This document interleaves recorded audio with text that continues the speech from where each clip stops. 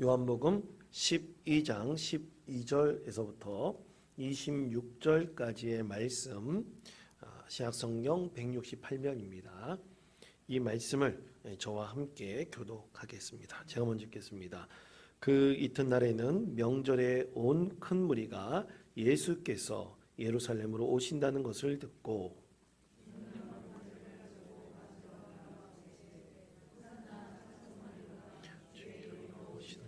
곧 이스라엘 왕이시여 하더라. 예수는 한 어린 나귀를 보고 다시니 이는 기록된 바 시온 따라 두려워하지 말라. 보라, 너희 왕이 나귀새끼를 타고 오신다 함과 같더라. 제자들은 처음에 이 일을 깨닫지 못하였다가 예수께서 영광을 얻으신 후에야 이것이 예수께 대하여 기록된 것인가 사람들이 예수께 이같이 한 것임이 생각났더다. 나사로를 무덤에서 불러내어 죽은 자 가운데서 살리실 때에 함께 있던 무리가 증언한지라. 이에 무리가 예수를 맞으면 이 표적 행하심을 들었음이로라. 바리새인들이 서로 말하되 볼지어다 너희 하는 일이 쓸데없다. 보라, 온 세상이 그를 따르노라 하니라. 명절에 예배하러 올라온 사람 중에 헬라인 몇이 있는데 그들이 갈릴리 바기사다 사람 빌립에게 가서 청하여 이르되 선생이여 우리가 예수를 배우고자 하나이다 하니 빌립이 안드레에게 가서 말하고 안드레아와 빌립이 예수께 가서 여쭈니 예수께서 대답하여 이르시되 인자가 영광을 얻을 때가 왔도다. 내가 진실로 진실로 너희에게 이르노니 하나님 밀이 땅에 떨어져 죽지 아니하면 한 알 그대로 있고 죽으면 많은 열매를 맺느니라. 자기의 생명을 사랑하는 자는 잃어버릴 것이요 이 세상에서 자기의 생명을 미워하는 자는 영생하도록 보존하리라. 26절 다 같이 읽겠습니다. 사람이 나를 섬기려면 나를 따르라. 나 있는 곳에 나를 섬기는 자도 거기 있으리니 사람이 나를 섬기면 내 아버지께서 그를 귀히 여기시리라. 아멘. 예수님을 찾은 사람들이라는 말씀의 제목으로 하나님의 말씀을 전하겠습니다. 저번에 이란에 지금 그리스도교가 아주 폭발적으로 부흥하고 있다는 말씀을 한번 드린 적이 있었죠. 그 말씀을 드릴 때 이 나라가 굉장히 근본적인 이 무슬림 국가 아닙니까? 시아파가 장악하고 있는 아주 근본적인 이슬람 국가를 세웠던 이 이란인데요. 이 이란 국민들이 이제 무슬림에 있어서 굉장히 회의감이 든다고 말씀드렸습니다. 그 이유는 뭐냐면 이 무슬림이 되면 굉장히 평화롭고 또 복을 누리며 행복하게 살 줄 알았는데 정반대인 거예요. 오히려 국민들이 계속해서 전쟁과 여러 외세의 위협에 시달려서 가난한 삶을 살아가고 있고 또 그리고 이 알라 외에 다른 신이 있다는 것을 이제 그리스도교를 통해서 알게 된 거죠. 하나님이 있다는 것. 그러니까 그들이 믿는 알라 신과 하나님과는 정 다른 신이라는 것을 정말 다른 신이라는 것을 그들이 깨닫게 된 것이고 또 그리스도인들이 이슬람에서는 특히 이 이란에서는 그리스도인이 된다는 것은 곧 죽음과도 같은 일입니다. 그런데도 불구하고 그리스도인들이 순교를 각오하면서 예수 믿고 소망하는 것이 이들에게는 너무나 충격적이었던 거예요. 그래서 많은 이슬람 사람들이 나도 이제 예수님을 믿었으면 좋겠다. 그리스도인이 됐으면 좋겠다. 그들이 목숨을 걸더라도 그리스도인이 됐으면 좋겠다. 그런 소망을 가지고 그리스도인이 되어서 지금 약 100만 명 이상이 되는 기독교가 점점 확산되고 있다는 그런 소식도 들려오고 있습니다. 여러분 이런 일들은 초대교회에서부터 계속 있지 않았습니까?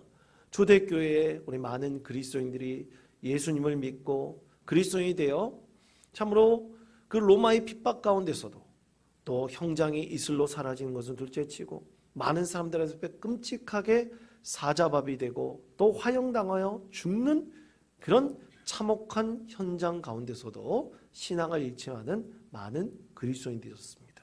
그것을 보면서 로마인들이 놀랐고요. 그리고 더욱더 예수님을 믿게 되었고 그리고 325년 드디어 그들이 로마에 있어서 공인을 받는 종교 공인을 받는 놀라운 일도 있게 되었던 것입니다. 그리고 로마가 전통적으로 믿었던 그 다신교는 점점 쇠락해져 버리고 말았죠. 그러므로 참으로 이 하나님 나라의 복음을 우리가 증거하며 또 예수님을 믿는다는 것은 참으로 많은 사람들에게 소망이 되는 것입니다. 근데 여러분, 요즘에 참 이 전 세계 기독교가 자꾸만 위기 가운데 있다는 그런 소문들이 자꾸만 들려오고 있습니다. 실제로 전 세계의 선교 보고에 의하면 서유럽, 특히 이제 지구를 북반구, 남반구로 이렇게 나누지 않습니까?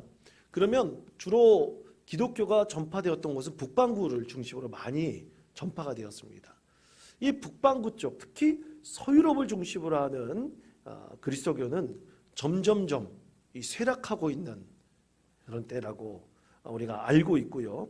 그런데 이 유럽과 미국을 중심으로 한 서유럽 그리스도교는 점점 쇠락해가는 반면 이 남반구, 특히 아프리카나 그리고 중남미 쪽에서는 기독교가 이 폭발적으로 부흥하고 있는 참 놀라운 소식도 들려오고 있습니다.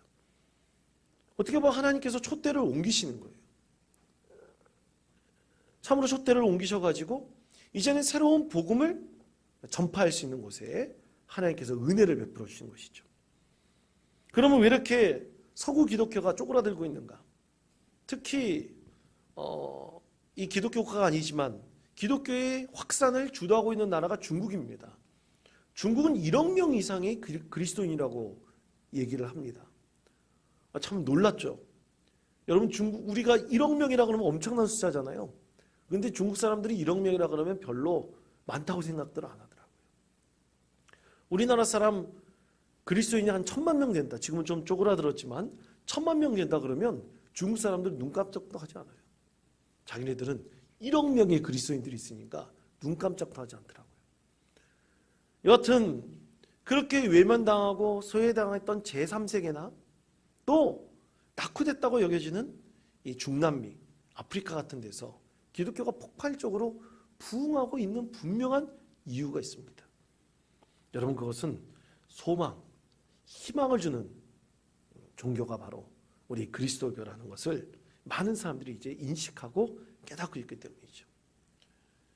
제가 중국에서 선교했던 것 종종 여러분께 설교 중에 전한 적이 있었습니다. 제가 전에도 한번 말씀드린 적이 있는 것 같은데요. 내가 중국인의 일반적인 가정을, 이 농공의 가정을 방문한 건 처음이에요. 여러분, 중국에서 농공이라는 불리는 계층이 있습니다. 그들은 뭐냐면, 여러분 우리나라 산업화 시대 때 특히 우리 시골이지 않습니까? 시골에 있는 젊은이들이 산업화 시대 때 다 어디로 갔어요? 도시로 갔지 않습니까? 이 도시로 가가지고 도시에 근로자들이 됐잖아요. 이것처럼 중국에서도 저 시골에서 올라와서 도시의 근로자가 된 사람들, 노동자가 된 사람들을 가리켜 농공이라고 합니다. 근데 제가 농공의 집을 방문한 거예요. 이제 제가 선교했던 어떤 회사의 직원이었었는데 그 직원의 남편이 굉장히 아프다 그래서 저보고 가서 좀 신방을 해주시고 좀 안수기도 좀 해달라 그래서 제가 방문한 적이 있었습니다. 그래서 그분을 위해서 기도해드리고 안수기도를 해드리고 그랬는데 제가 놀란 것이 제가 그때 처음으로 그 농공의 집을 방문을 했어요. 방문했는데 집이 너무나 낙후된 거예요. 우리나라로 따진다면 한 60년대, 70년대. 그러니까 제가 태어날 때쯤 그렇게 가난하던 시대의 그 모습을 그대로 갖고 있더라고요. 중국의 빈부격차가 굉장히 심합니다. 지금도 더 심해졌죠. 그런데도 불구하고 이 농공의 가정이 예수님을 믿고 또 그 안에서 살아가는데 참으로 여러 가지 기쁨과 또 감사의 제목을 갖고 있는 것을 보게 되었어요. 그 이유가 무엇이냐? 예수님을 믿고 소망을 갖기 때문이에요. 지금 우리가 가난하고 힘들고 어렵다 할지라도 주님께서 우리에게 진정한 위로가 되어주시고 또 예배 드릴 때는 내가 힘들고 어려운 이런 것들이 다 잊어져 버리는 거예요. 그렇게 기도를 받고 또 하나님의 은혜를 구할 때 회복이 있다는 것을 진정으로 믿고 소망하기 때문입니다. 바로 그런 곳에 이제 무슨 일이 많이 일어납니까? 그런 곳에 진정으로 성령님의 은혜가 충만히 임하고 많은 사람들이 기적과 같이 치유되고 참으로 많은 사람들에게 그리스도가 살아계시고 역사하신다는 것을 직접적으로 체험하고 보여주는 일들이 참 많이 일어나고 있습니다. 그런데 오히려 서구 문명을 가지고 있는, 특히 우리나라도 사실은 서구화됐다고 볼 수 있는데, 그런 어떤 성령의 은혜와 역사들이 사실은 점점점 쇠락해가고 있는 것이 바로 우리의 현실이라고 할 수 있을 것입니다. 그러므로 우리는 지금 우리가 과거에 누렸던 참으로 하나님께 주신 그 소망이라는 그 단어를 우리가 믿음 안에서 갖게 되었을 때 우리에게 참 힘이 되고 능력이 되었던 여러 가지 하나님의 축복과 은혜를 우리는 전혀 잊지 말아야 됩니다. 그것을 다시금 되살리고 또 회복해가는 과정 가운데 하나님께서는 우리 교회를 다시 한번 새롭게 하시고 변화시켜 주실 것입니다. 자, 그럼 제가 하나 여쭤볼게요. 여러분, 우리는 믿음, 우리가 예수님을 믿는 믿음을 가지고 있지 않습니까? 그렇죠? 그렇죠? 예, 그렇게 우리 믿음을 갖고 있는데, 여러분, 이 예수 믿는다는 믿음은 우리의 의지로 믿어지는 것입니까? 아니면 은혜 또는 선물로 주어지는 것입니까? 여러분, 과연 어떤 것입니까?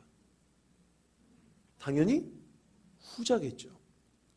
근데 여러분, 우리가 예수님을 믿는 것, 특히 하나님을 믿는다는 것을 우리가 내 의지로 우리가 믿음에 조금씩 다가갈 수가 있어요.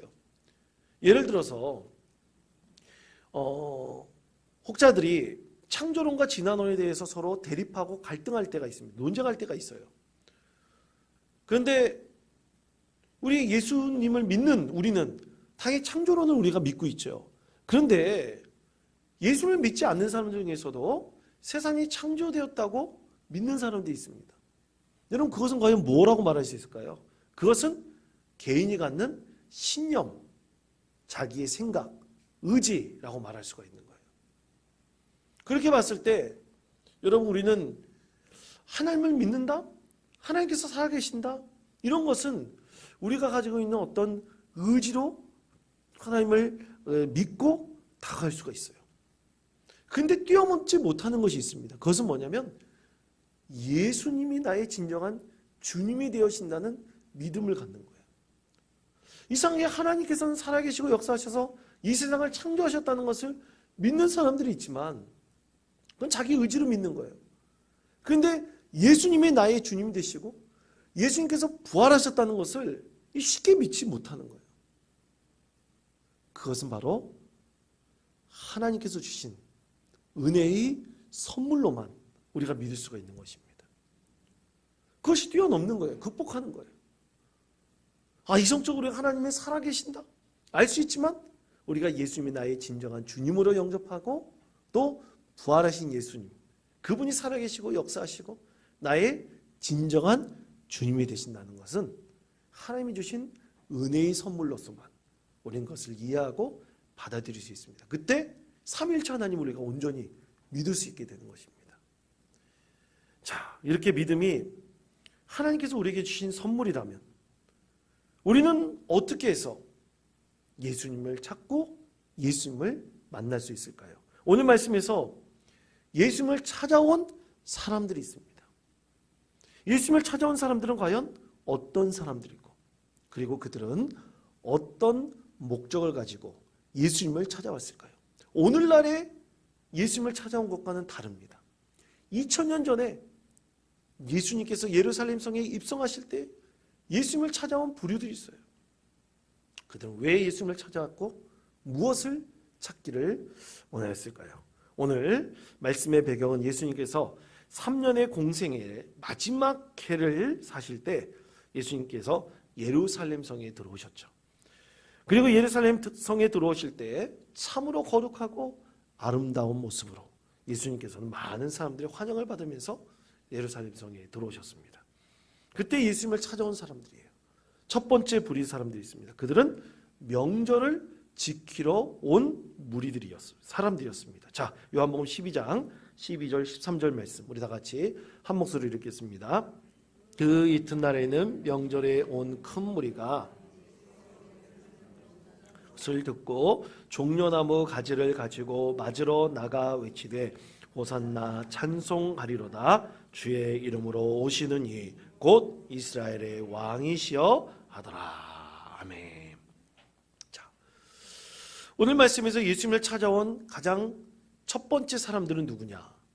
예루살렘 성에 명절을 맞으러 들어온 많은 무리들이라고 말씀하고 있죠. 명절을 맞으러 온 많은 유대인들이 예수님을 찾아왔습니다. 예수님을 만나러 왔습니다. 자, 그러면 이들이 왜 예수님을 찾아왔을까요? 첫째로 이들이 예수님에 대한 소문을 들었기 때문입니다. 자, 그럼 하나 생각해 보십시다. 그럼 이 무리들이 예수님에 대한 소문을 나쁜 소문을 들었을까요? 좋은 소문을 들었을까요? 예? 확실하게 좀 대답을 해보세요. 무슨 소문일까? 좋은 소문이죠. 그렇죠? 근데 여러분 요즘에는 인터넷이 참 이상해요. 좋은 소문은 잘 안 봅니다. 나쁜 소문부터 먼저 클릭하게 돼요. 그래서 요즘에 언론들이요, 이 제목 장사라 그러잖아요. 제목을 아주 놀랍게 적어놓고 말도 안 되는 제목을 적어놓게 돼요. 왜? 사람들이 부정적인 것을 더 클릭하기 때문이에요. 사랑하는 우리 원통교회 성도 여러분, 여러분들은 절대로 부정적인 것에 유혹받지 않는 우리 성도들 되시기를 축복합니다.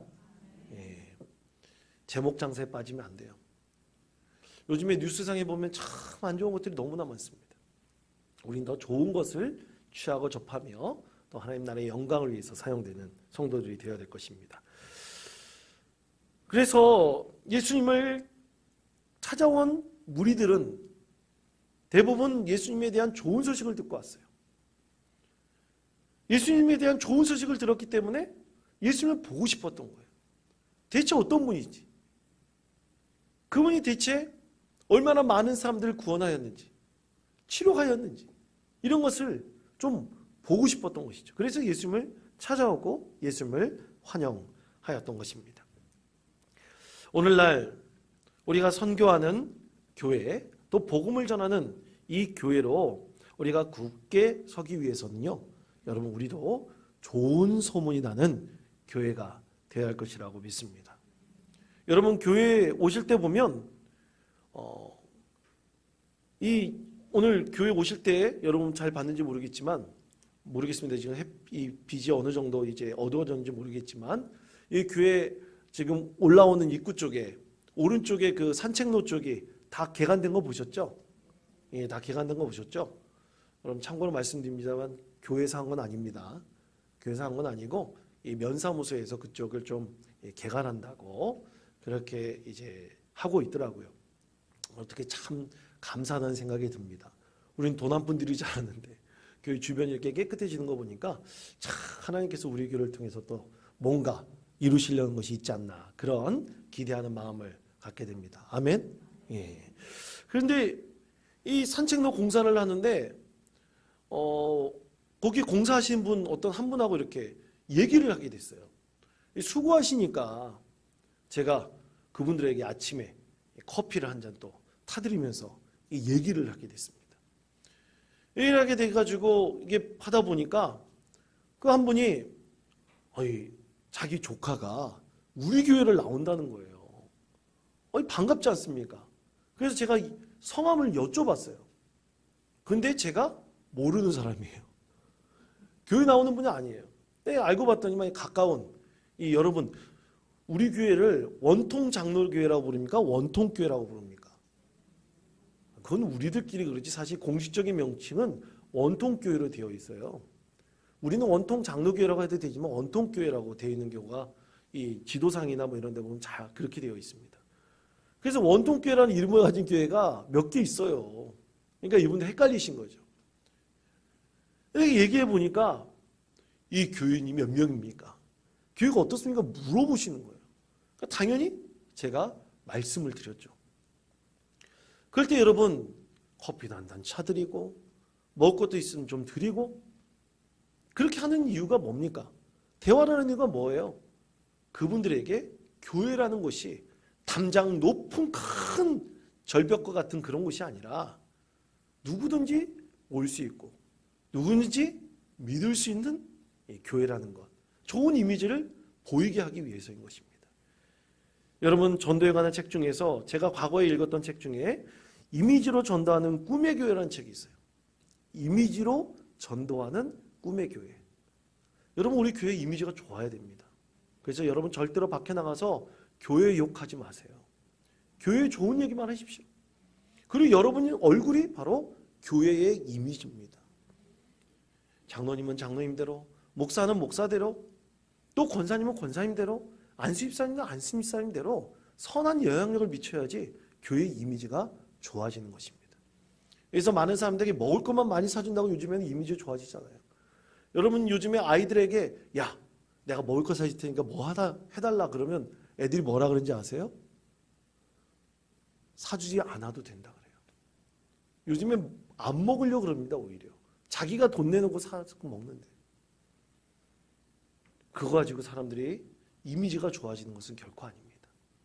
우리가 영적으로 더욱더 하나님 앞에 온전히 서고 하나님께서 이 교회를 통해서 역사하시는 참으로 놀라운 은혜를 많은 사람한테 전할 때 되는 거예요. 우리 교회가 이 지역사회를 위해서 과연 무엇을 하느냐, 또 전도하면서 어떤 선한 영향을 미치느냐, 이것이 교회의 이미지를 만들어가는 것입니다. 먹을 거 많이 사주고 뭐하고 그런 거 아니에요. 바로 이미지로 전도하는 꿈의 교회, 그 책 내용이 바로 그런 내용들입니다. 사랑하는 성도 여러분, 그렇게 예수님을 처음 찾아온 것이 예수님이 좋은 소식을 들었기 때문이에요. 두 번째는 예수님께서 나사로를 살렸다는 얘기를 많은 사람들이 얘기를 했습니다. 가장 중요한 소문이었어요. 죽은 사람을 어떻게 하는 거예요? 살린 겁니다.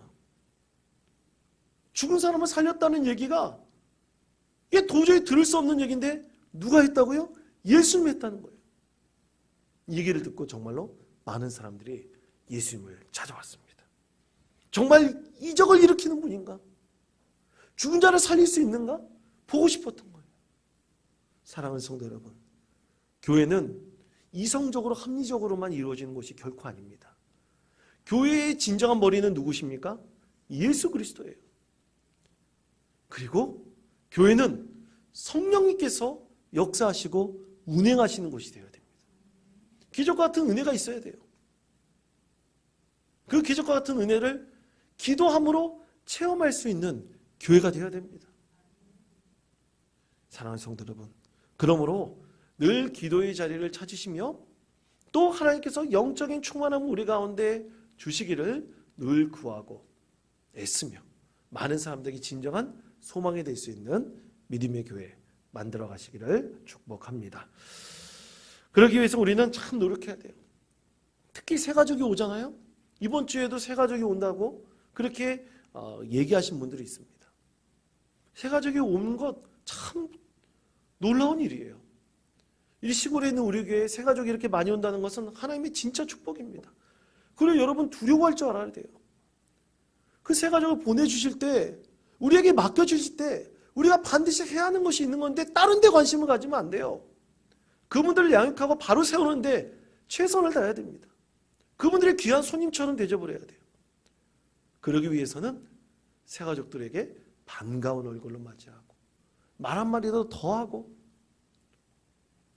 여러분 새가족들은 화장실 가는 것도 힘들어합니다. 우리는 자연스럽잖아요. 그런데 그분들에게 화장실 가서 일 보는 것도 힘들어하시는 분들이에요. 같이 안내해드리고 또 밥 먹을 때 끼리끼리 우리 맨날 일주일에 한 번씩 만났으니까 할 얘기가 많진 하겠지만 그래도 새가족들 앞에서 같이 식사하면서 어디서 오셨습니까? 전에는 어디서 신앙생활 하셨습니까? 인상이 너무나 좋습니다. 예배드리는 모습이 너무나 좋습니다. 우리 같이 나중에 차 한 잔도 마시고 또 같이 식사도 하고 그럽시다. 교제하십시다. 그러면서 새가족들 하는 거예요. 그러면 얼마나 그 가운데 은혜가 충만하겠습니까? 그렇게 사랑하는 성도 여러분, 영적으로 충만한 믿음의 교회가 되어야 됩니다. 이제 우리 교회가 기도로서 점점 무르익어가는 것을 보게 됩니다. 이제 하지만 아직 더 나아가야 돼요. 이 기도로 점점 무르익어가는 교회가 되면 이제 제가 중보기도 사역을 시작하려고 합니다. 특히 여러분 금요 겟세마네 기도에 나와서 많이 기도하시기를 바랍니다. 기도도 훈련입니다. 기도하지 않으면 더 기도 못해요. 더 나와서 기도하고 하나님을 사모할 때 이제 중보기도 사역도 시작하여서 예배팀도 만들고 새가족을 위한 기도팀도 만들고 교회 사역을 위한 기도팀도 만들고 지역사회를 위한 기도팀도 만들어서 하나님께서 이 교회를 이끌어 가시는, 괜히 말씀과 기도라는 거 하지 말고 우리가 무엇을 할 수 있는지 그것을 꿈꾸고 나아갈 때 하나님께서 진정으로 그 교회를 든든히 세울 것이라고 믿습니다. 교회는 말씀과 기도로 세워지는 곳이어야 됩니다. 다른 거에 관심 가질 필요 없어요. 하나님의 말씀을 듣고 그것을 내 삶에 온전히 적용하고 그리고 성령의 은혜를 사모하여서 내가 기쁨을 누리고 성령의 은혜를 체험하고 그것을 많은 사람과 함께 나눌 수 있는 믿음의 공동체가 될 때 하나님께서는 그 교회를 좋은 이미지 그리고 많은 사람들이 구원하는 소망 있는 교회로 분명히 세워주실 것입니다. 또 오늘 예수님을 찾아온 사람들이 있어요. 두 번째는 바로 헬라인들입니다. 헬라인 몇 사람들이 예수님을 찾아왔습니다. 자, 요한복음 12장 20절에서부터 21절까지의 말씀 다 같이 한 목소리로 읽겠습니다. 명절에 예배하러 올라온 사람 중에 그들이 갈릴리 벳사다 사람 빌립에게 가서 청하여 이르되 선생이여 우리가 예수를 배웠고자 가나이다 하니. 아멘. 자, 예수님을 찾아온 사람들 중 두 번째 부류가 있었는데 헬라인들 몇 명이라고 말씀하고 있습니다. 그럼 이 사람들이 누군가? 과연 이 사람들이 누굴까요? 여러분, 이 사람들은 신학자들이 이제 연구하고 해석해 보니까 그 당시에 헬라인들이 있었지만 헬라인들 중에서 예수님을 믿는 사람들이었구나. 예수님이 아니라 유대교를 믿는 사람들이었구나. 유대교를 믿는 사람들이 있었구나. 그들을 가리켜 경건한 사람들이라 별칭을 붙이기로 했다고 합니다. 그렇게 하나님을 잘 섬기를 바라는 헬라인들이 있었다는 거예요. 그런데 헬라인이 유대교를 믿게 되었다면 여러분, 과연 이것이 이방인들이 유대인이 되었다는 것, 여러분 그 당시는 어떻게 느껴질까요?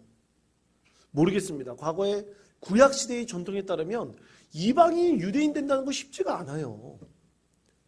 그런데 이제 예수님 시대 때 헬라인들이 유대교인 됐다는 거 참 놀라운 일이죠. 그러나 그들도 참 변방에 있는 사람들이나 마찬가지예요. 그런데 하나님 앞에 경건한 사람들이 되기를 원했어요. 그래서 그들이 누구를 찾아왔다고요?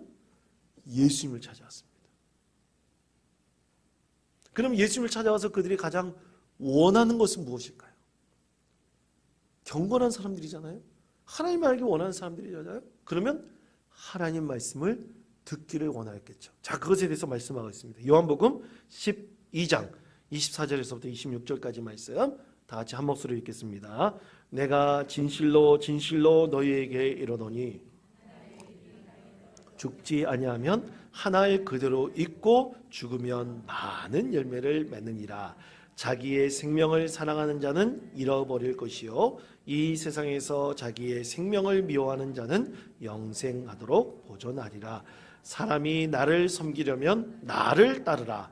나 있는 곳에 나를 섬기는 자도 거기 있으리니 사람이 나를 섬기면 내 아버지께서 그를 귀히 여기시리라. 아멘. 자, 예수님께서 예수님의 제자들과 몇몇 헬라인들과 함께 하나님 말씀을 나누면서 자기의 속 깊은 얘기를 직접 해하셨던 거예요. 하나님 일이 땅에 떨어 죽는다는 얘기는 뭡니까? 예수님께서 그렇게 되신다는 얘기잖아요. 경건한 사람들은 이것을 이해할 수 있었을까요? 없었을까요? 아마 어렴풋이나마 이해했을 것입니다. 사랑하는 우리 온통교회 성도 여러분, 여러분들은 믿음의 수준이 점점 자라나야 됩니다. 머물러 있으면 안 돼요. 이렇게 하나님을 사모하는 경건한 헬라인들이 예수님과 대화하지 않았습니까? 제자들에게 할 얘기를 이들도 같이 들었어요. 그만큼 소화할 수 있는 사람들이었다는 얘기죠. 받아들일 수 있었던 그런 사람들이라는 얘기죠. 그래서 그들이 하나님의 말씀을 받아들이고, 예수님의 바로 그런 분이시구나. 예수님께서 우리를 위해서 죽으시고 우리의 진정한 주님이 되시겠구나. 이것을 깨닫는 헬라인들도 있었을 것이고, 그렇지 못한 헬라인들도 분명히 있었을 것입니다. 그런데 그것을 진정으로 깨닫는 사람들은 어떤 사람들이요? 우리 예수님께서 말씀하시죠. 26절 부분에 이렇게 말씀하고 있지 않습니까? 사람이 나를 섬기려면 나를 따르라 말씀하고 있어요. 진정으로 예수님을 따르는 사람들이 되어갔을 것입니다. 그렇습니다. 바른 복음을 전하면, 여러분, 바른 복음을 전하면 많은 사람들이 그것에 관심을 갖게 되어 있어요.